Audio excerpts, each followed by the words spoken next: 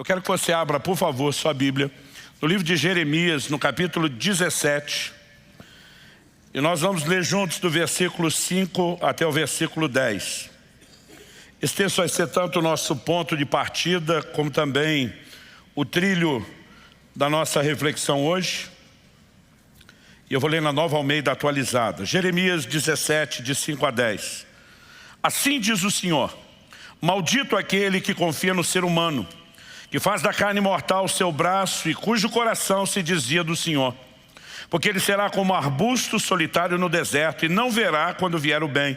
Pelo contrário, morará nos lugares secos do deserto, na terra salgada e inabitável. Bendito aquele que confia no Senhor e cuja esperança é o Senhor. Porque ele é como a árvore plantada junto às águas, que estende as suas raízes para o ribeiro e não receia quando vem o calor. Porque as suas folhas permanecem verdes, e no ano da seca não se perturba, nem deixa de dar fruto. Enganoso é o coração, mais do que todas as coisas, e desesperadamente corrupto. Quem poderá entendê-lo? Eu, Senhor, sondo o coração. Eu provo os pensamentos, para dar a cada um, segundo os seus caminhos, segundo o fruto das suas ações. Meu Deus, suplicamos graça, favor do alto, a liderança do Teu Espírito, o Espírito da verdade, e te pedimos que o Senhor nos permita ter mais do que informação, mais do que apenas arrazoar no nível mental, que a Tua palavra fale aos nossos corações, que o Teu Espírito nos ajude, ó Deus, no processo de absorvê-la, corresponder com ela, que haja aquela aplicação pessoal que só o Senhor pode fazer e que haja a liberação dos céus. Aquilo que o Senhor planejou para esse tempo, para essa hora, nós oramos que se cumpra em nome de Jesus. Amém. Amém.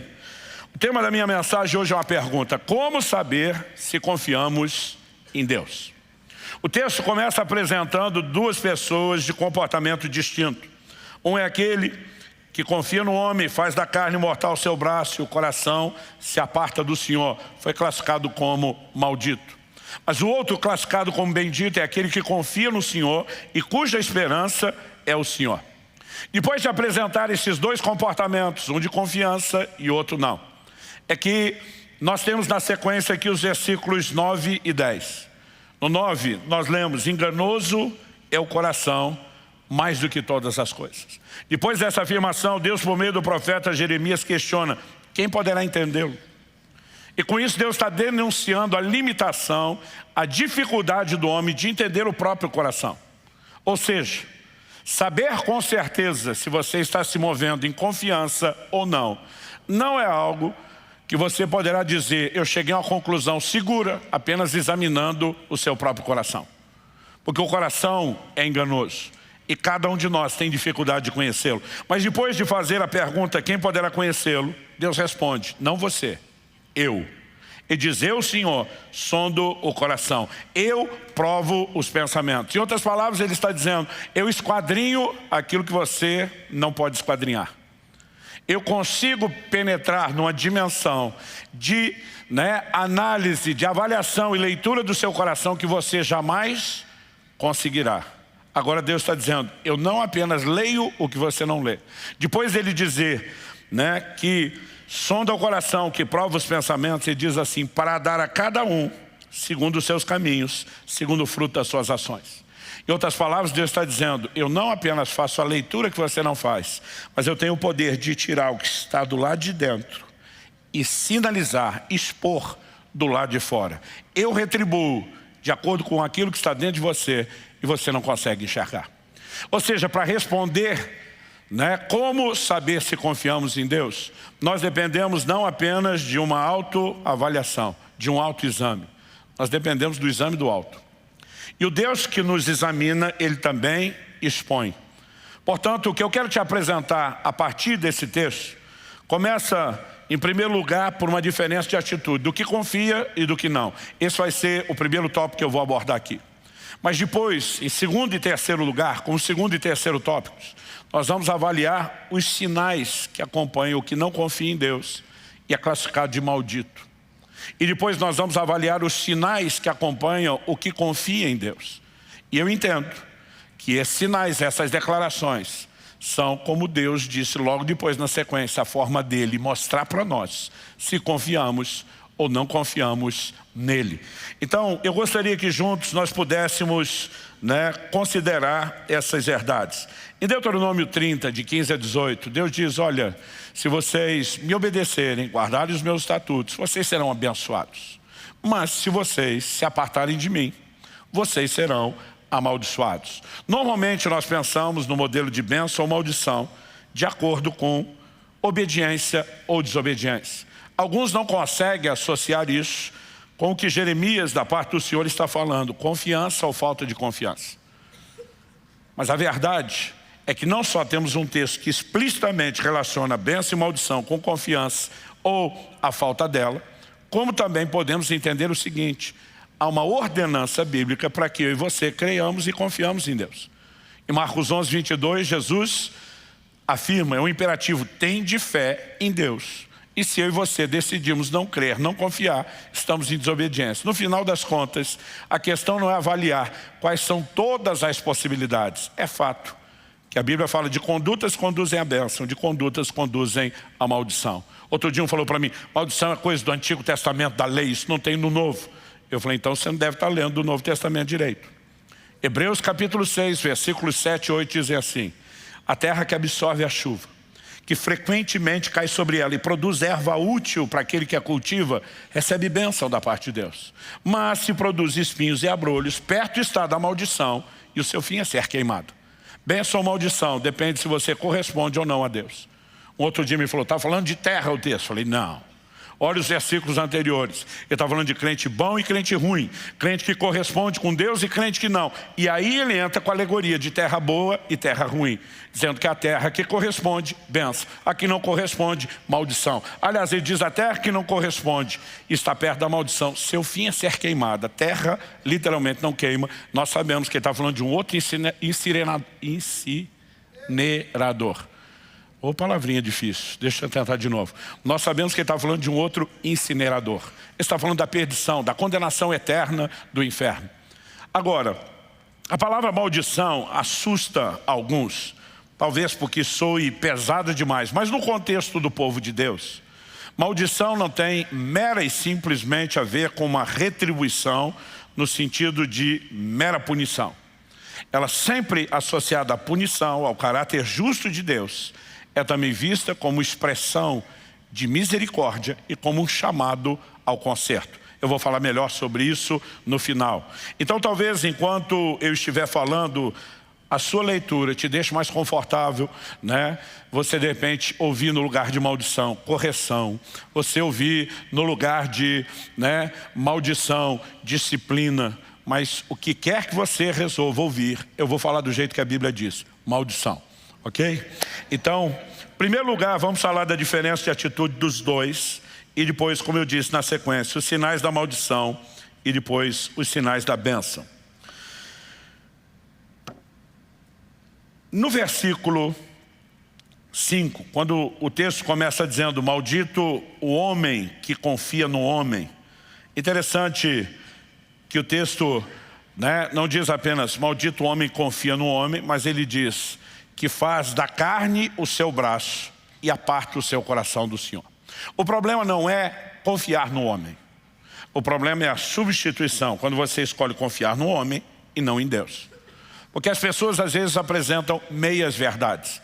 Eu me lembro de muitos anos atrás, no início da nossa igreja, tivemos uma situação onde precisamos corrigir uma pessoa no nosso meio. Porque ela vinha demonstrando uma grande dificuldade de expressar confiança em qualquer nível de relacionamento, desde a família. Isso estava gerando, obviamente, prejuízo, mas também se estendendo para questões ligadas ao trabalho e dentro do contexto da igreja. Relacionamento com o líder, com o liderado, sempre o mesmo problema da falta de confiança. Quando fomos confrontar a pessoa no sentido de ajudá-la a enxergar o erro e crescer, o camarada tentou se defender usando esse texto. Maldito o homem que confia no homem. Tipo, não tem que confiar em ninguém. Falei, ei, se você está certo, então eu vou andar na sua doutrina. A partir de hoje, não confio em você. Aliás, por que é que eu devo confiar você em alguma coisa aqui da igreja se você não merece confiança? Então eu vou remover você de todo esse lugar. Ele ficou me olhando assustado. Falei, só estou falando o que você sugeriu. Agora, quando é para você a verdade serve, quando é contra você não serve. Eu falei, você está tirando o texto do contexto. O problema não é confiar nas pessoas. Você vai ter textos, como na lei de Moisés, onde Deus tentava tratar com questões ligadas, por exemplo, ao ciúme do marido em relação à mulher, porque Deus sabe que num ambiente de desconfiança, nenhum relacionamento sobrevive. Então Deus não está falando contra a confiança. Deus está falando de colocar confiança em pessoas a ponto de substituir a confiança nele. Essa é a diferença. Quem está entendendo o desenho aí, diga amém. Então, quando nós olhamos para isso, há um exemplo na Escritura que para mim não pode ser ignorado, não pode ser negligenciado, que diz respeito a um dos reis de Judá, que é o rei Asa. No segundo livro de Crônicas, no capítulo 16, dos versículos 7 a 9, nós lemos assim: naquele tempo, o vidente Anani, vidente era a expressão usada para o profeta com o qual Deus falava por meio de visões. Naquele tempo, o vidente Anani foi falar com Asa, rei de Judá, e lhe disse: você confiou no rei da Síria e não confiou no Senhor seu Deus. Por isso o exército do rei da Síria escapou das suas mãos. Não é verdade que os etíopes e os líbios formavam um grande exército, com muitos carros de guerra e cavaleiros? Mas porque você confiou no Senhor, ele os entregou nas suas mãos. Porque quanto ao Senhor, os seus olhos passam por toda a terra, para dar força, outra versão diz, para se mostrar forte, aqueles cujo coração é totalmente dele. Nisto você cometeu uma loucura. Por isso, de agora em diante, haverá guerras contra você. Deus está confrontando um cara que já havia confiado e já havia visto milagres. Os líbios e os etíopes se uniram numa guerra que parecia ser impossível de vencer contra o reino de Judá. Nessa época estamos falando do reino dividido, então as tribos de Judá e Benjamim formaram o reino do sul, enquanto as demais 10 das 12 tribos de Israel formaram o reino do norte, o reino de Israel. E nesse momento, quando ele tinha que enfrentar aquela multidão, aquele exército impossível de vencer, ele confiou em Deus e experimentou um livramento. No entanto, agora, por causa de uma outra circunstância muito menor, ele tenta resolver do seu jeito e da sua maneira. E na tentativa de se livrar de um inimigo, ele faz aliança com outro. E Deus está dizendo, porque você confiou nele, em vez de confiar em mim, você vai enfrentar guerras, você agiu loucamente. E outra, esse camarada com quem você está fazendo aliança para vencer esse, era um inimigo seu. Vocês se uniram para um inimigo em comum, mas agora você perdeu a bênção de vencê-lo, a provisão de vencê-lo que eu tinha para você. Quando você olha para o rei Asa, ele começa bem, mas não termina bem. Aliás, um pouquinho adiante, no versículo 12, a Bíblia diz assim: no 39º ano do seu reinado, Asa contraiu uma doença nos pés, e essa doença era muito grave. Porém, na sua enfermidade, ele não recorreu ao Senhor, mas confiou nos médicos. O problema não é fazer uso da medicina. Não é porque pregamos fé que nós somos contrários ao uso da medicina, dos remédios. Acreditamos ser parte daquilo que Deus deu para favorecer a humanidade. O apóstolo Paulo, que vivia milagres de curas sobrenaturais, num determinado momento faz referência a Lucas como médico amado. Ele tinha um médico na sua equipe, né? E ao chamá-lo de médico e não só de irmão, ele está dizendo, é amado como pessoa e é apreciado pelo seu trabalho entre nós. O problema é quando a pessoa confia em algo a ponto de deixar de confiar em Deus. Então não havia nenhum problema no tratamento médico, mas quando Asa diz, eu não preciso de Deus porque tenho bons médicos. E daqui a pouco os médicos dão a notícia, mas nós não resolvemos o seu problema, ele não tem nenhuma possibilidade de viver o sobrenatural. Ele fez uma troca. Quando confiou no rei da Síria, quando confiou nos médicos, ele está dizendo para Deus, eu me resolvo, eu me garanto sem você. Em nenhuma das circunstâncias ele conseguiu. Então é nesse sentido que a Bíblia está falando de alguém que confia nos outros a ponto de abandonar a confiança no Senhor. Isso não significa que estamos tentando dizer que não pode se confiar nas pessoas. Não significa que estamos tentando dizer que você não pode ter tratamento médico. Então deixa eu dar um terceiro exemplo que nos ajude a manter o equilíbrio. A sabedoria bíblica nos ensina que é bom você, quando falamos em termos de gestão, saber lidar com a provisão. Quando eu falo provisão é o recurso esse que você vai literalmente provisionar, separá-lo. Para quê? Para quando tiver alguma necessidade você estar preparado para ela. Na revelação que Deus, por meio de José, deu ao faraó e diz, aproveita os 7 anos das vacas gordas de prosperidade, não para torrar e gastar tudo, mas para estocar. Porque quando vierem os anos de fome das vacas magras, você tem recurso, você tem provisão. Isso é sabedoria, é boa administração, é boa mordomia. Agora, a mesma Bíblia, em contrapartida, diz em 1 Timóteo, capítulo 6, verso 17, manda aos ricos desse mundo. Os ricos é a turma que tinha grana guardada, tinha provisão para enfrentar dificuldade. Manda aos ricos desse mundo que não confiem na instabilidade das riquezas, mas em Deus. Qual a diferença? A diferença é que não é errado ter a provisão, errado é confiar nela. Paulo está dizendo isso é instável. Você pode ter feito a sua parte, daqui a pouco a economia vira, o mundo vira, a vida é cíclica e aquele negócio que você achou que te garantiria não está mais lá. Então, faça a sua parte, mas não confia nisso. Confie em Deus. Quem está entendendo? Então, quando eu olho para essa descrição, em primeiro lugar temos uma pessoa que deixa de confiar em Deus para confiar naquilo que é humano, naquilo que é natural. Mas em contrapartida, nós lemos no versículo 8, depois de no 7 o texto dizer, bendito que confia no Senhor, cuja esperança é o Senhor. A Bíblia diz, porque ele é como árvore plantada junto às águas, e virão aqui os relatos no versículo 8 que detalham o procedimento de confiança. Qual a diferença do primeiro? O primeiro confia no homem, fazendo dele, da carne, daquilo que é natural, o seu braço, aquilo que o apoia, aquilo que lhe dá garantia, e abandona o Senhor. Mas a Bíblia fala de outro, que faz do Senhor a sua esperança, que confia nele. E qual a diferença entre um e outro? É aquilo que cada um experimenta, é aquilo que cada um vive. Confiar no Senhor, fazer dele a nossa esperança, é saber que mesmo que Deus use homem ou algo natural para nos ajudar ou favorecer, nós não confiamos naquilo, e sim no Deus que cuida de nós e orquestra as circunstâncias. Uma coisa que me chamava a atenção desde muito novo é que o livro de Esther, se você não reparou isso, leia o livro de Esther do começo ao fim com esse olhar. O livro de Esther é praticamente o único livro da Bíblia que não menciona o nome de Deus. Ele não fala de Deus, não aberto explicitamente. Mas quando você lê a história, há uma orquestração divina por trás de tudo o que está acontecendo. E há um momento específico lá no livro de Esther, onde a Bíblia fala que Mardoqueu, o tio de Esther, que é o homem piedoso de destaque naquele livro e naquela narrativa, ele é vítima de uma conspiração. Sua vida será tirada, haverá um atentado contra toda a linhagem de Abraão, com a qual Deus tinha um pacto, uma aliança, uma promessa e um propósito. E quando o cenário está assim para ter o seu desfecho, a Bíblia diz que Assuero, o cara que governava o mundo da sua época, tem uma insônia, não consegue dormir. E naquela época não se lidava com o tédio como hoje, porque eles não tinham internet, não tinham televisão. E o rei escolhe uma programação muito empolgante para fazer na madrugada da insônia, ler as crônicas do reino. E ele pede para um dos seus criados para ler as crônicas do reino, para entretê-lo, já que ele não consegue dormir.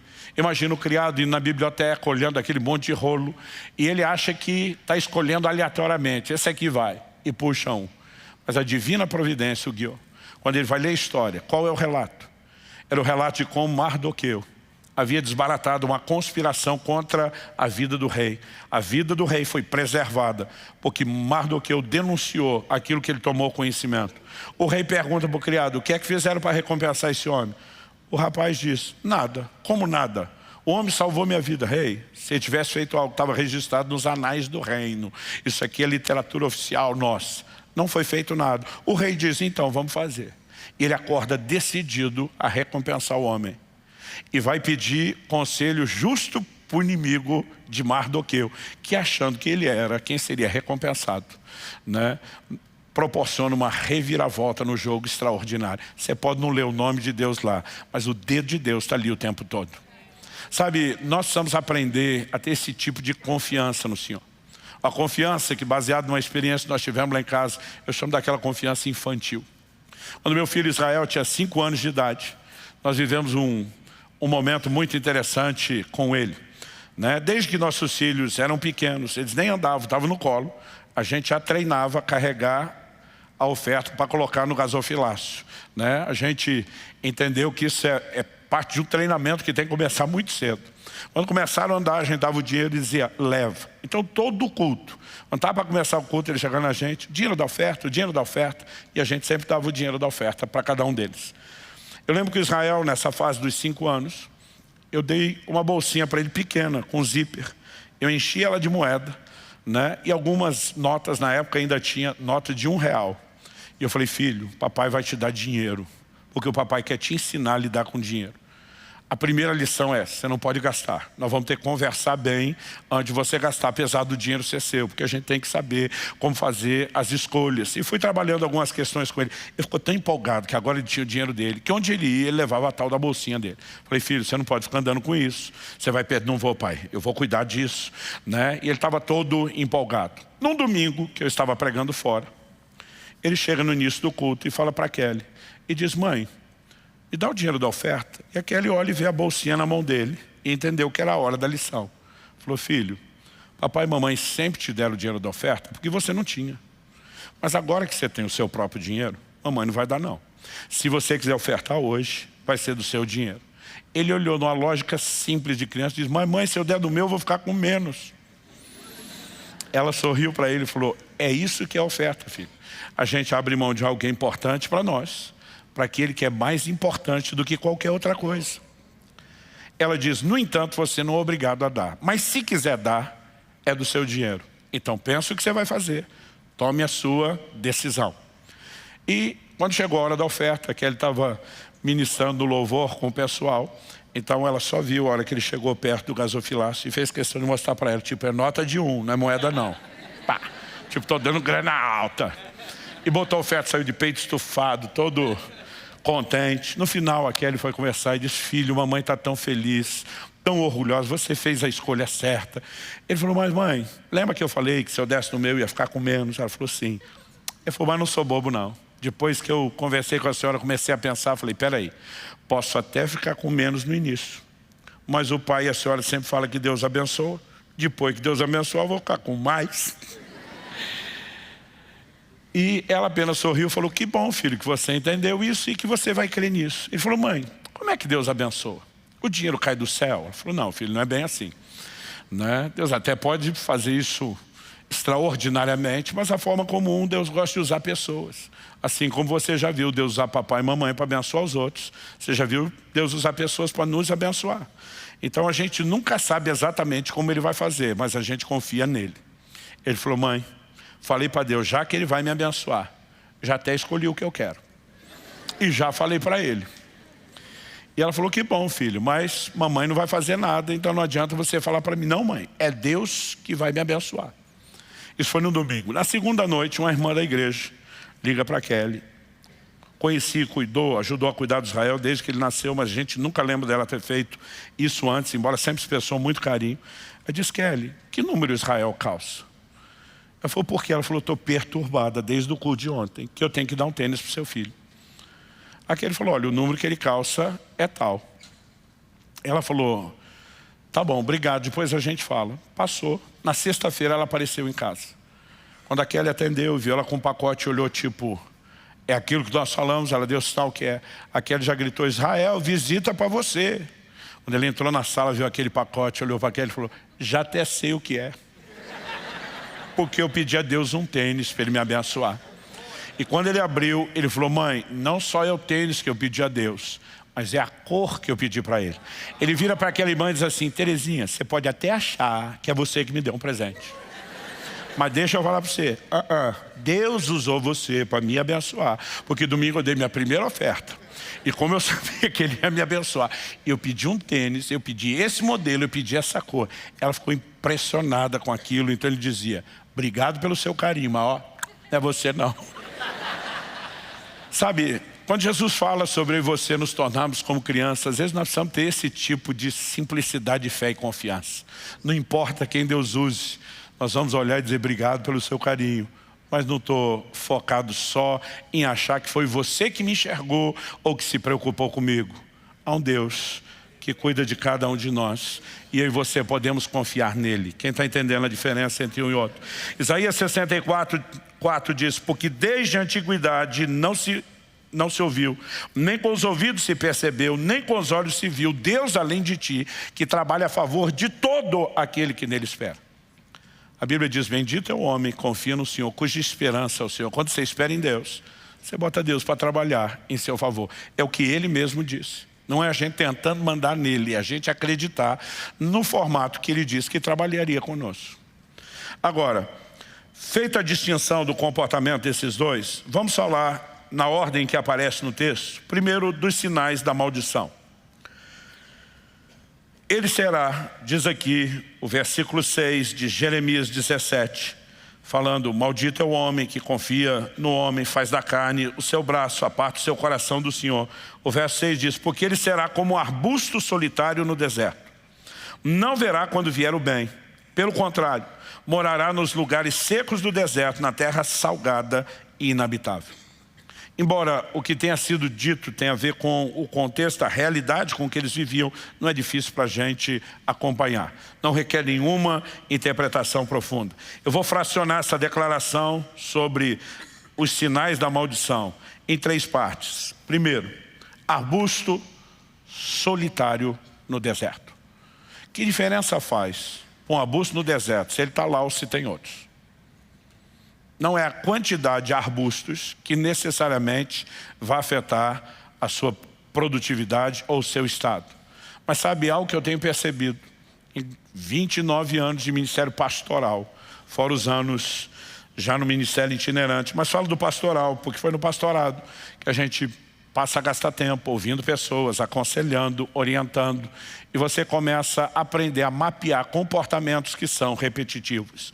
Um dos sinais que acompanha a vida de quem não confia no Senhor é um senso de solidão.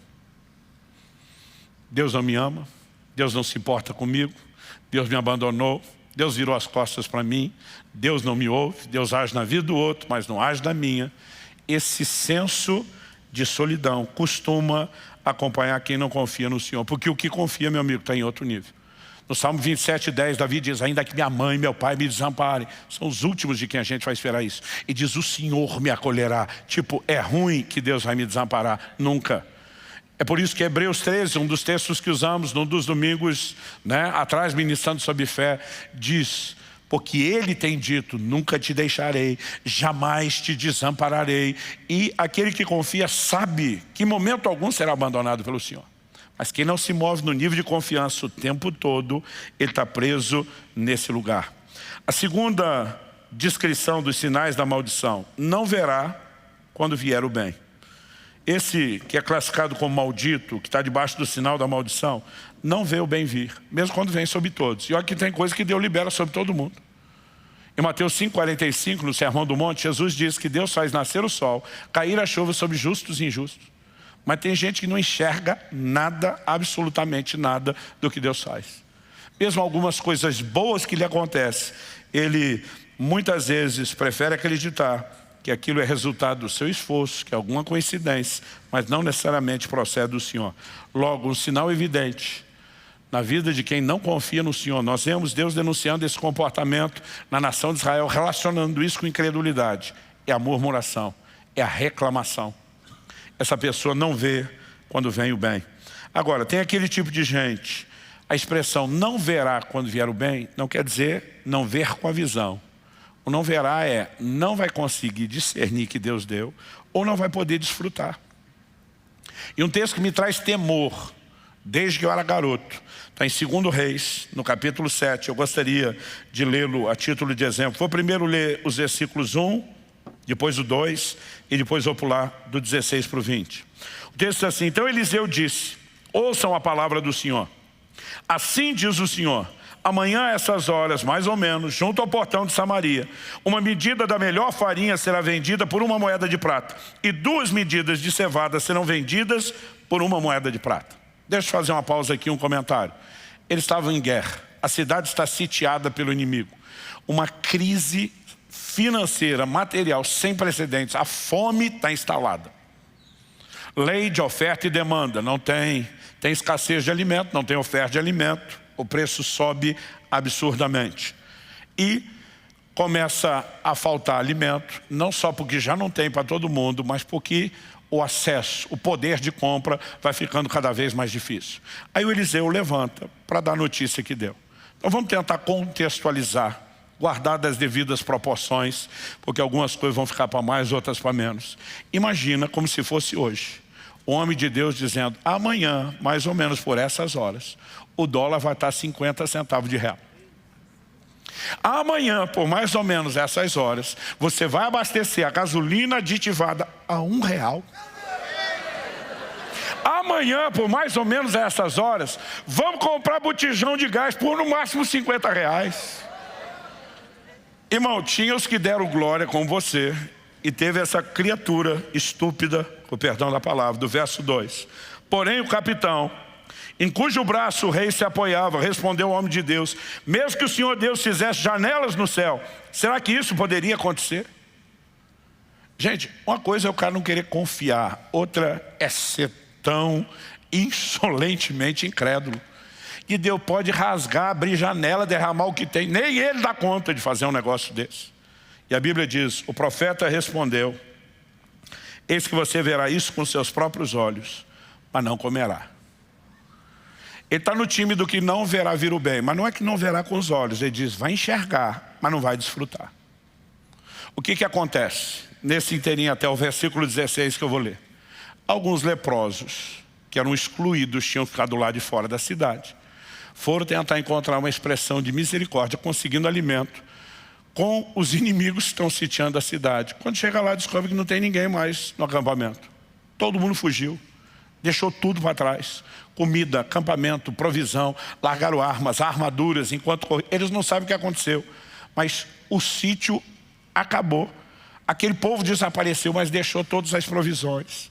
Aí aquela turma dizia, e aí, guardamos isso com a gente ou dividimos com a cidade? Eles resolvem, vamos levar as boas novas. Quando levaram a notícia, o verso 16 diz assim: então o povo saiu e saqueou o arraial dos sírios. E assim uma medida da melhor farinha era vendida por uma moeda de prata, e 2 medidas de cevada por uma moeda de prata, segundo a palavra do Senhor. O capitão, em cujo braço o rei tinha se apoiado, foi encarregado pelo rei de guardar o portão da cidade. Mas o povo o atropelou junto ao portão, e ele morreu, como o homem de Deus tinha dito quando o rei foi falar com ele. Assim se cumpriu o que o homem de Deus tinha falado ao rei. Amanhã, a essas horas mais ou menos, junto ao portão de Samaria, 2 medidas de cevada serão vendidas por uma moeda de prata, e 1 medida da melhor farinha será vendida por uma moeda de prata. Aquele capitão havia respondido ao homem de Deus: mesmo que o Senhor Deus fizesse janelas no céu, será que isso poderia acontecer segundo essa palavra? Ao que o profeta havia respondido: eis que você verá isso com seus próprios olhos, mas não comerá disso. E assim aconteceu com ele, porque o povo o atropelou junto ao portão e ele morreu. Pastor, foi um tumulto no portão, porque o povo descobriu que tinha comida de graça. Eu falei, é verdade, mas com todo esse tumulto, só um foi pisoteado. O único descrente que recebe uma palavra de sentença, né, pelo seu posicionamento aberta e deliberadamente contrário a uma palavra liberada por Deus. A pergunta a ser feita é: que tipo de gente eu e você queremos ser? Esse que não confia no Senhor não verá quando vier o bem. Terceiro e último lugar: morará nos lugares secos do deserto, em terra salgada e inabitável. Esse é o tipo de pessoa que, comparado com o que eu vou falar daqui a pouco sobre o que confia no Senhor, não tem raízes em Deus. E por isso definha não só espiritualmente, como também emocionalmente. Isso é o que de vez em quando a gente chama de gente que tem a vida seca. E sabe, ao olhar para pessoas ao longo de 3 décadas de ministério que não confiam em Deus, acredite, nós vemos essa síndrome, esse conjunto de sintomas, de comportamento se repetindo. Por outro lado, os sinais da bênção. Vamos lá agora voltar para Jeremias 17, versos 7 e 8. Bendito aquele que confia no Senhor e cuja esperança é o Senhor, porque ele é como a árvore plantada junto às águas, que estende as suas raízes para o ribeiro. Não receia quando vem o calor, porque as suas folhas permanecem verdes, e no ano da seca não se perturba, nem deixa de dar fruto. Vamos fracionar essa declaração. Primeiro, árvore plantada junto às águas, que estende suas raízes para o ribeiro.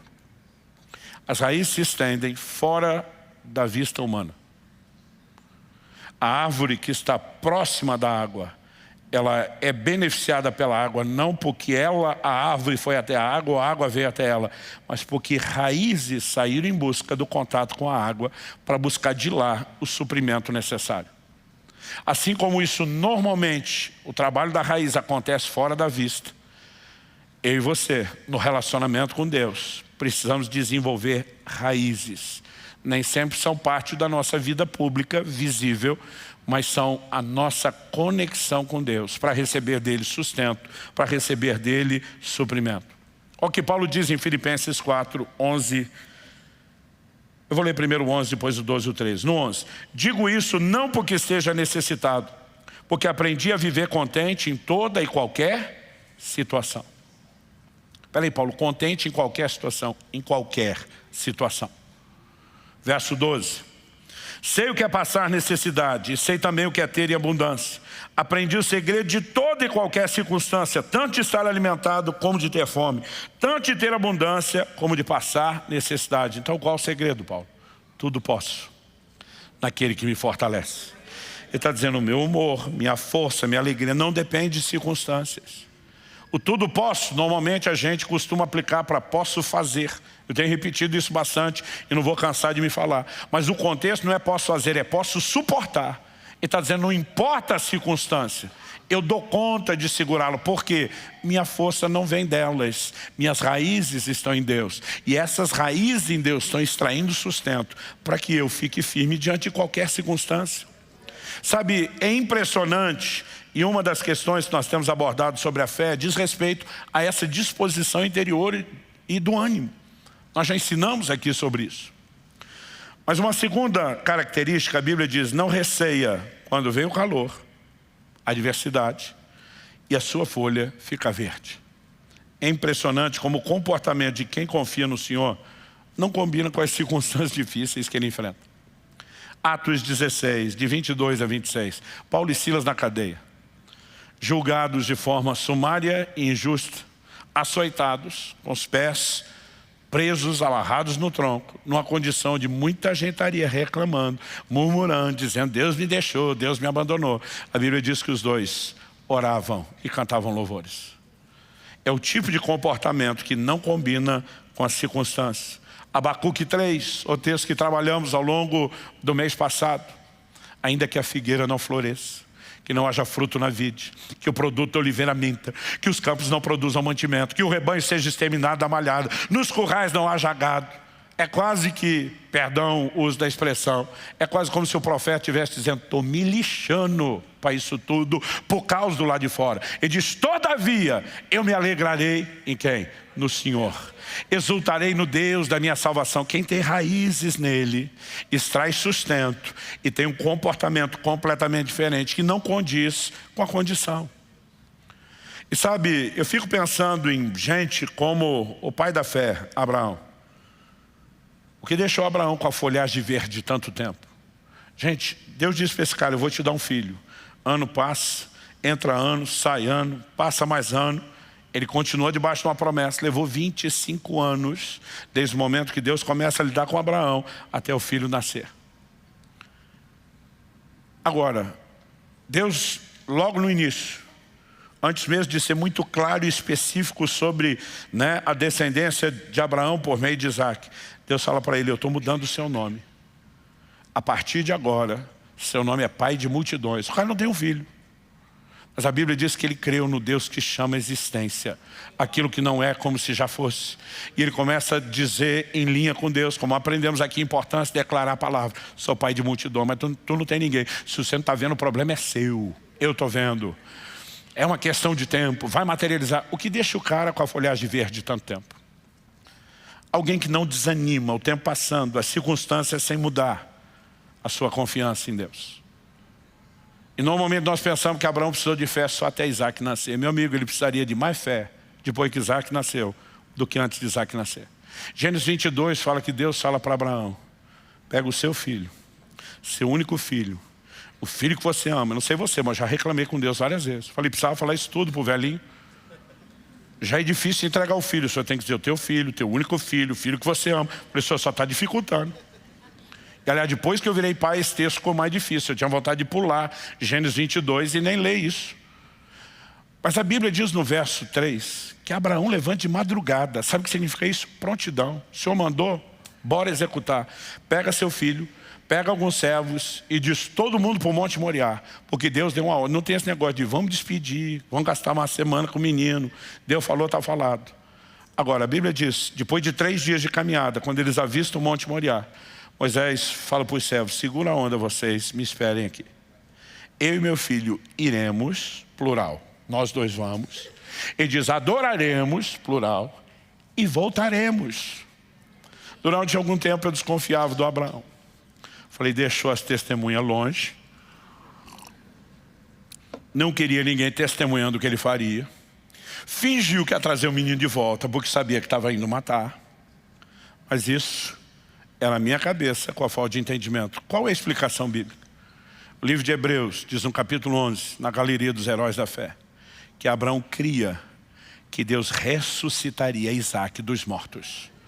Quando ele diz nós vamos voltar, ele está dizendo não faz sentido Deus prometer que por meio desse menino ele cumpre o que me prometeu e será minha linhagem e agora mandar matar. Eu não entendo a disparidade entre isso e isso, mas uma coisa eu sei, eu confio nele. O que ele vai fazer é problema dele. Ele mandou matar, eu vou matar. Agora, ele que devolve o filho, porque ele tem que cumprir a palavra dele. Então, ele vai obedecendo a Deus, mas a Bíblia diz, cria que Deus o ressuscitaria dos mortos. Quem está entendendo? Folhagem verde. Meu amigo, a maioria de nós já teria um chilique, entrava em estado de choque antes disso. Mas aquele confia no Senhor. Não receia, quando vem o calor, sua folhagem fica verde. Último lugar. No ano da seca, não se perturba, nem deixa de dar fruto. Uma coisa é o calor, a outra é o ano da seca. É a estiagem, é o tempo longo sem chuva. Mas quem tem raízes para buscar água, não depende apenas da chuva. É interessante que o bendito, diferente do maldito, que não vê o bem que vem sobre todos, o bendito não é abalado pelo mal que vem sobre todo mundo. A gente tem determinadas circunstâncias difíceis que todo mundo vai experimentar. De alguma forma, quando a gente passa, a gente acha que é só com a gente. Porque a maior parte do tempo que está acontecendo com os outros, como diz o ditado, pimenta nos olhos dos outros é refresco. Pelo nosso egoísmo, a gente não se identifica, a gente não conecta, a gente não percebe, não mensura. Quando acontece conosco, parece que é só com a gente no mundo. E uma das perguntas que eu mais ouvi como pastor na vida, pastor, por que comigo? Eu digo, porque se não fosse você, era o outro me perguntando por que com ele. Agora, olha o que Jesus diz. Mateus capítulo 7, de 24 a 27. Todo aquele, pois, que ouve essas minhas palavras e as pratica, será comparado a um homem prudente que construiu sua casa sobre a rocha. E Jesus diz assim, observe a ordem. Caiu a chuva, transbordaram os rios, sopraram os ventos e bateram com força contra aquela casa. Vou repetir. Caiu a chuva, transbordaram os rios, sopraram os ventos, bateram com força contra aquela casa. Mas ele termina dizendo, ela não desabou porque tinha sido construída sobre a rocha. Agora ele vai falar de outro. Todo aquele que ouve as minhas palavras e não as pratica, será comparado a um homem insensato que construiu sua casa sobre a areia. Agora olha o que ele diz. Parece Ctrl+C, Ctrl+V, copiou e colou. Caiu a chuva, transbordaram os rios, sopraram os ventos e bateram com força contra aquela casa. A mesma coisa do outro. A diferença, Jesus diz, ela desabou, sendo grande a sua ruína. O que é que eu e você precisamos entender? A adversidade vem para todo mundo. Se você vai ficar em pé ou cair, depende de como você edifica o seu relacionamento com Deus. Agora ele está dizendo, ouve minha palavra e não pratica, não tem estrutura. Ouve minha palavra e pratica, tem estrutura. Por quê? Porque obediência, gente, é uma das maiores expressões de fé. Assim como a desobediência procede da incredulidade. O que é que o diabo foi fazer com Adão e Eva lá no jardim? Deus falou para não comer isso, por quê? Não é bem assim não, está trolando vocês. Não quer que vocês sejam que nem ele. O que ele semeou antes de conseguir um ato externo de desobediência? Uma atitude interior de incredulidade. Deus não é quem diz que ele é. Os seus motivos não são os quais ele revelou, que não quer que a gente faça para nos proteger. Ele não está interessado no nosso bem. O que nos faz relativizar a obediência é a incredulidade em quem deu a ordem. Agora, quem não consegue levar a palavra de Deus a sério, no sentido de obediência, vai levar a palavra de Deus a sério quando é a promessa?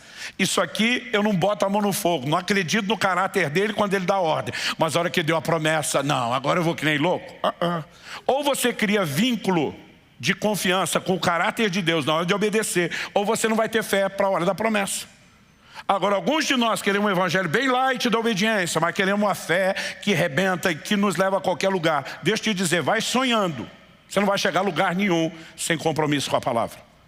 Agora, caiu a chuva, transbordaram os rios, sopraram os ventos, bateram com força contra aquela casa. Vai acontecer com todo mundo, com quem tem vínculo com a palavra, com quem não tem. A diferença é que quem tem vínculo fica de pé e quem não tem, a casa cai. Então o que eu e você precisamos? De um posicionamento de confiança. No ano da seca, não se perturba, não deixa dar fruto. E daí que choveu, e daí que deu enchente, e daí que soprou o vento. Eu construí para não cair, não vai me derrubar. Quem está entendendo, diga amém. Jó e sua esposa foram afligidos por males semelhantes. Eu de manhã falei, passaram os mesmos problemas. O pastor Anderson me corrigiu e agora eu estou confessando isso em todos os cultos. O pastor, desculpa, eles não passaram as mesmas coisas. Falei, como não? Ele falou, só Jó ficou doente se raspando com o caco, ela não. Eu falei, é mesmo, já que você falou nisso. E Jó, só ele tinha uma mulher incrédula, porque ela tinha um marido crente confiando em Deus. Então realmente a situação dele foi um pouco pior. Mas eles passam por males semelhantes. Olha a reação de cada um. A mulher de Jó diz para ele, amaldiçoe seu Deus e morre.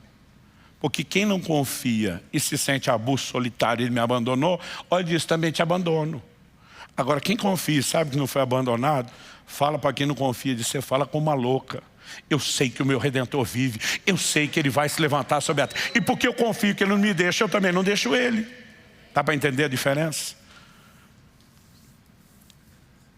Quando eu e você olhamos para esse quadro todo apresentado a partir de Jeremias 17, eu creio que a melhor forma de concluir é se perguntar, quem sou eu? E eu quero perguntar isso, quem é você? De acordo com essa descrição, já que Deus está dizendo, seu coração é enganoso, você não vai conseguir saber se você realmente confia ou não. Ele está dizendo, mas eu sei ler e eu consigo provar o diagnóstico através do que vai acontecer à sua volta. Usando essa leitura que Deus favorece, eu quero te perguntar, quem é você? O bendito ou o maldito? Agora, uma coisa boa de eu e você sabemos, os resultados externos dessa exposição do diagnóstico de Deus não são imutáveis. Tem gente como o rei Asa, que soube confiar em Deus no momento, viveu milagres e perdeu a confiança ao longo do caminho. Por isso que Hebreus 10:35 diz, não percam a vossa confiança. Ela tem uma grande recompensa. Então mesmo que a gente observe o desenho e diz, não, de acordo com o que o Senhor falou aqui, eu estou olhando na minha vida e estou vendo esses sinais, sou árvore plantada junto às águas, que estende raízes para o ribeiro. Eu sou aquele tipo de gente que não receia quando vem o calor, minha folha fica verde. Eu sou o tipo de gente que no ano da seca não se perturba, não deixa dar fruto. Mesmo se você olhar o diagnóstico é esse. A disposição, como resposta ao que Deus está falando é, eu preciso preservar isso. Eu não posso, como Asa, comprometer. Mas se você fala, pastor, para o meu lado deu ruim. Eu não estou nesse time não, eu estou no primeiro, arbusto solitário no deserto. Talvez você diga, não, eu estou mais para não ver quando vem o bem. Talvez você diga, não, eu estou mais para morar nos lugares secos do deserto. Ou talvez você esteja no nível que outro me falou, eu estou os três juntos. Eu estou com o pacote full, completo do diagnóstico. O que eu e você precisamos entender? Que isso não é mera punição irreversível. Maldição no contexto do povo de Deus não é mera punição ou retribuição. Junto com a justiça de Deus, que obviamente retribui, junto com a correção, há sempre um convite, um chamado para o conserto. Em Ageu, no capítulo 2, no versículo 17, Deus diz assim, eu os feri. Ele vai dar detalhes de como feriu aquele povo e aquela geração. Mas no final, Deus desabafa dizendo, mas não houve entre vocês quem se voltasse para mim, diz o Senhor. Em outras palavras, eu não feri vocês porque queria acabar com vocês. Eu os feri para atraí-los, para chamá-los de volta. Tem gente que é semelhança de Pedro. Quando ouve o galo cantar, cai em si, chora amargamente, se permite ser restaurado. Tem gente que é semelhança do filho pródigo. A Bíblia diz que ele também caiu em si. E ele precisou daquela didática, da dor de tudo que passou, para lembrar o que eu tinha com meu pai era muito melhor, eu vou voltar. E muitas vezes Deus permite esse tipo de circunstância com a forma de dizer: eu quero você de volta, eu preciso chamar a sua atenção, eu preciso ajudar você a entender. Agora, o que é que nós vamos fazer com isso é a nossa decisão. Ainda que alguém me diga: pastor, estou aqui na descrição do maldito é o homem, confia no homem, aparta o seu coração do Senhor. Quando Deus mostra esse diagnóstico, Ele está dizendo: não estou te condenando, estou te alertando. Você pode mudar o jogo. Quem está entendendo, diga amém. Então a minha última pergunta a você, eu encerro aqui para passarmos a ceia: o que é que você vai fazer com aquilo que você ouviu hoje? Vamos orar. Meu Deus, suplicamos mais uma vez que, mais do que estimular a nossa mente a uma análise, mais do que fomentar informação, que o Senhor nos permita viver uma consciência espiritual, despertamento, que aquilo que temos ouvido possa gerar resposta, correspondência, e que isso aconteça debaixo da liderança do Teu Espírito. Uma vez que não podemos avaliar o nosso coração sozinho, que não podemos confiar só no autoexame, precisamos do exame do alto. Oramos tanto pelo testemunho do Espírito Santo, por aquilo que o Senhor precisa chamar a nossa atenção e nos corrigir, como também pela capacidade de ler, por meio daquilo que o Senhor revelou nas Escrituras, como estamos vivendo, o que nos está sendo retribuído pelo Senhor. Quais são os sinais, as marcas na nossa vida, se há confiança ou a falta dela. E sabemos que o Senhor tem nos chamado a esse lugar, que o justo viverá da fé, que sem fé é impossível agradar a Deus. Portanto, queremos corresponder contigo e voltarmos para Ti de todo o coração. E por isso eu clamo uma vez mais o favor, a graça, a misericórdia do Senhor sobre cada um. Que a Tua palavra siga produzindo resultados, trabalhando em nós, mesmo depois dessa reunião.